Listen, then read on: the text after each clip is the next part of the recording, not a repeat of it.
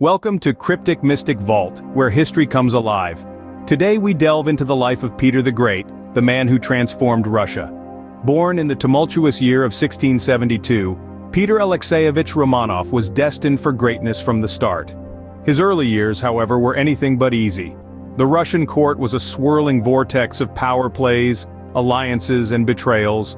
Young Peter found himself thrust into this world, learning quickly the harsh realities of political life. In 1682, a mere 10 years after his birth, Peter was proclaimed Tsar of all Russia. But this was not a solo reign. In a unique twist of political maneuvering, Peter shared the throne with his half-brother, Ivan V. This co-rulership, uncommon in Russian history, was a delicate balancing act. The siblings were pawns in a larger game, manipulated by their ambitious and shrewd relatives. Peter, however, was not content to be a puppet. His youthful mind was ablaze with ideas and dreams for his beloved Russia. He yearned to break free from the chains of tradition and propel his nation into a new era. This ambition, coupled with his inherent intelligence, set him apart. So here we have a 10-year-old boy, crowned as Tsar, sharing the throne with his half-brother in a volatile court. It was an unusual start to what would become an extraordinary reign. This shared throne was a symbol of the trials and tribulations Peter would face in his quest to transform Russia.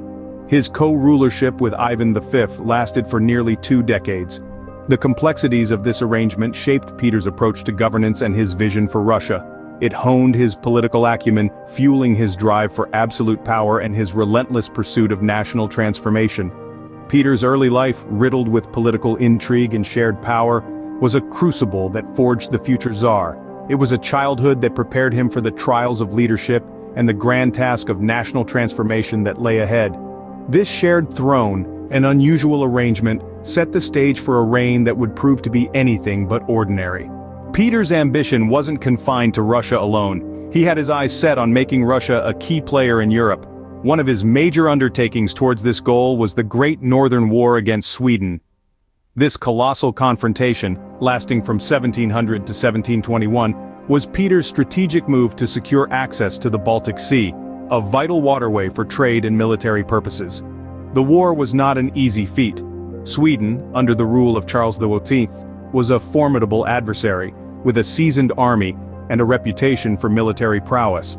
However, Peter, with his characteristic determination, was undeterred.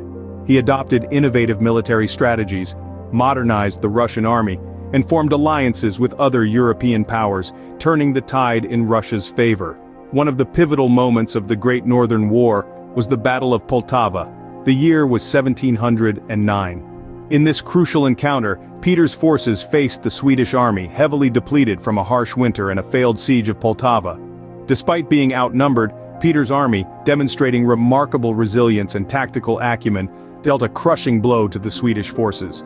Peter's victory at Poltava was a turning point in the war, tilting the balance unequivocally in Russia's favor. The Great Northern War raged on for another dozen years, but the triumph at Poltava had irreversibly shifted the momentum towards Russia. In 1721, with the Treaty of Nystad, Sweden formally recognized Russia's claim over several Baltic territories. These territorial gains were not just about land. They were gateways to Europe, opening up new avenues for trade, diplomacy, and cultural exchange. Most importantly, they signified Russia's transition from a peripheral state to a central actor on the European stage. This victory didn't just signify a military triumph, it marked Russia's emergence as a major European power. With the Great Northern War, Peter the Great had successfully maneuvered Russia into a position of strength and influence, setting the stage for its ascendancy in the centuries to come. But Peter's vision for Russia went beyond military conquests. He sought to bring a cultural and administrative revolution. Upon returning from his grand embassy, a diplomatic mission to Western Europe, Peter was inspired to modernize Russia. He saw the advancements in the West, their efficient governments, disciplined armies, and enlightened societies. He wanted the same for his homeland. Peter's first major reform was the introduction of the table of ranks. This was a formal list of positions and ranks in the military, government, and court services. It was a clear departure from the old system of hereditary nobility, as it allowed commoners to climb the social ladder based on merit, not birthright. He also established the first Russian navy. Prior to this, Russia's military might was primarily land-based. Peter, having observed the power and prestige of naval forces in countries like England and the Netherlands, was determined to build a formidable Russian fleet. Peter's reforms extended to the Russian Orthodox Church as well. He abolished the position of patriarch, the head of the church, and replaced it with a secular governing body known as the Holy Synod. This move effectively brought the church under state control, reducing its political power and influence. But perhaps the most visible sign of Peter's westernization efforts was the cultural transformation he enforced. He introduced Western-style dress codes, replacing traditional Russian attire with European fashion. He even ordered the Russian alphabet to be revised, simplifying it to make it easier for people to learn to read and write. Peter also promoted secular education. He established schools and universities with a focus on practical subjects like mathematics, science, and engineering, rather than religious studies. He wanted to equip his subjects with the skills and knowledge necessary to build a modern, progressive nation. It's important to note that these reforms were not always well received. There was resistance, particularly from the conservative nobility and the church. But Peter was relentless. He was determined to transform Russia even if it meant forcing these changes upon his people. With these sweeping reforms, Peter was dragging Russia, sometimes kicking and screaming, into alignment with the West.